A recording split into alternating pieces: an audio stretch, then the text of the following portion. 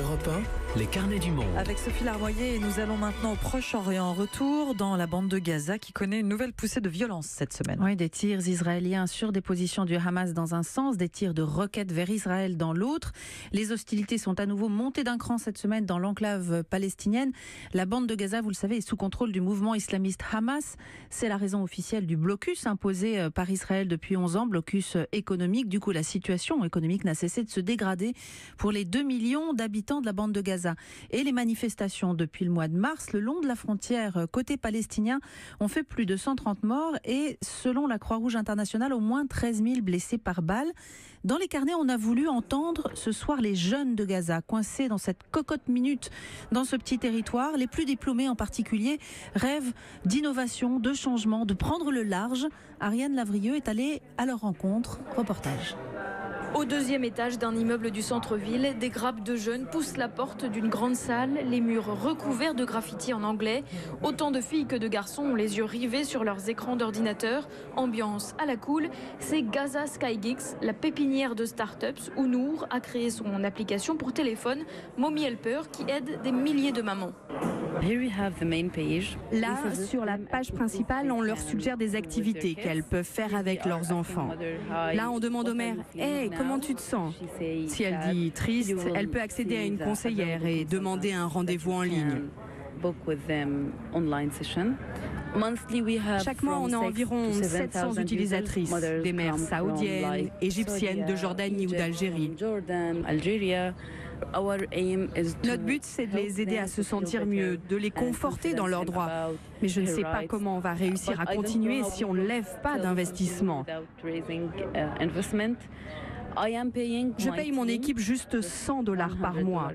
En mai, j'aurais dû être à San Francisco, mais ma demande de sortie a été refusée, sans aucune raison, juste parce que je suis de Gaza. Le décor des bureaux a beau imiter les open space new-yorkais, la réalité reste gazaoui, où les moins de 50 ans ont la quasi-interdiction de sortir du territoire. Également privés de réseau 3G, de plus en plus de jeunes se retrouvent dans cet espace de travail et de Wi-Fi gratuit, où Ahmad est coordinateur. On a Internet 24 heures sur 24 et à un débit très rapide pour Gaza. On leur fournit l'électricité aussi, parce qu'à Gaza, la plupart du temps, il y a des coupures. Ils peuvent utiliser nos équipements pour postuler à des boulots qu'on peut faire via Internet, sans bouger, traducteurs, designers, parce qu'il n'y a pas d'offre d'emploi sur place. Donc il faut chercher d'autres opportunités ailleurs. Il y a 5 ans, c'était le seul incubateur ici. Mais aujourd'hui, vous en avez 4 autres. L'université aussi en a créé un.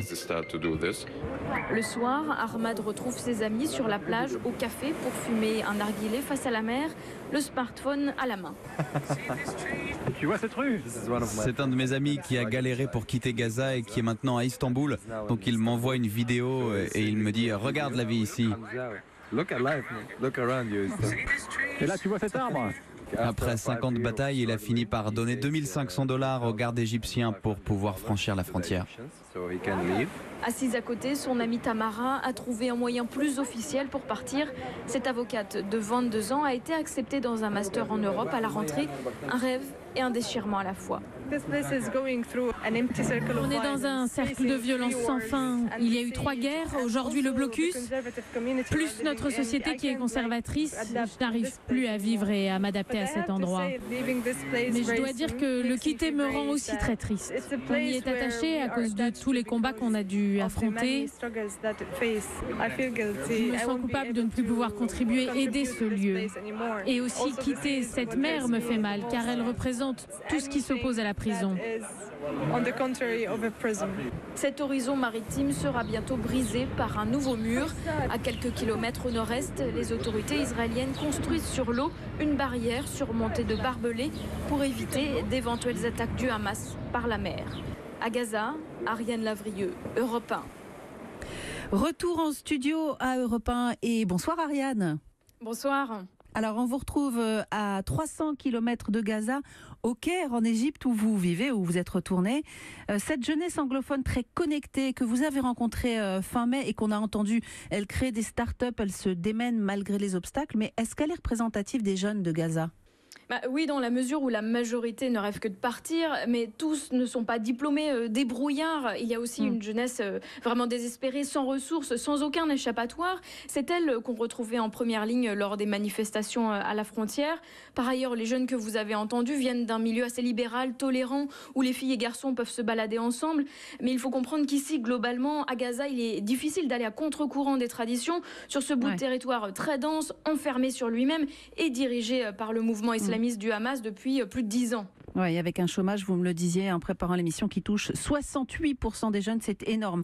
Pendant le mois de Ramadan qui vient de s'achever, l'Égypte, qui participe aussi au blocus de Gaza, a ouvert son poste frontière pour laisser sortir les Gazaouis, relâcher un peu la pression. Est-ce qu'il y a eu un exode important du coup ? Alors, il y a eu un afflux très important de Gazaouis devant la frontière, mais en réalité, les autorités égyptiennes n'ont qu'entrouvert la porte.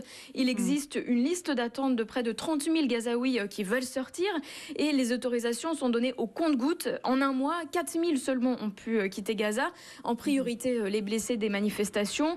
Et reste le système D, en vous donner 2 000, 3 000 $ à un douanier égyptien. Et comme ça, certains ont pu embarquer dans des bus prioritaires pour quitter Gaza.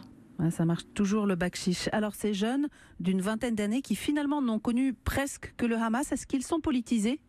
Non, ils n'attendent plus rien de la politique. L'un d'entre eux me disait qu'il se sentait pris en otage par des vieux politiciens sourds. L'autorité palestinienne de Mahmoud Abbas d'un côté, en conflit ouvert avec le Hamas de l'autre. Les fameuses marches du retour avaient réussi à ouvrir une nouvelle voie en créant une coalition de partis, mais aussi d'organisations civiles. Le Hamas était partie prenante, mais ne pilotait pas le mouvement. Mais la répression meurtrière qui a suivi a alimenté encore une fois l'idée que la vie à Gaza était une voie sans issue et qu'il ne restait donc que l'exil. Oui, c'est ce qu'on a entendu donc dans les témoignages que vous avez recueillis auprès de cette jeunesse gazaoui. Merci beaucoup, Ariane. À très bientôt dans les carnets. Merci, à bientôt.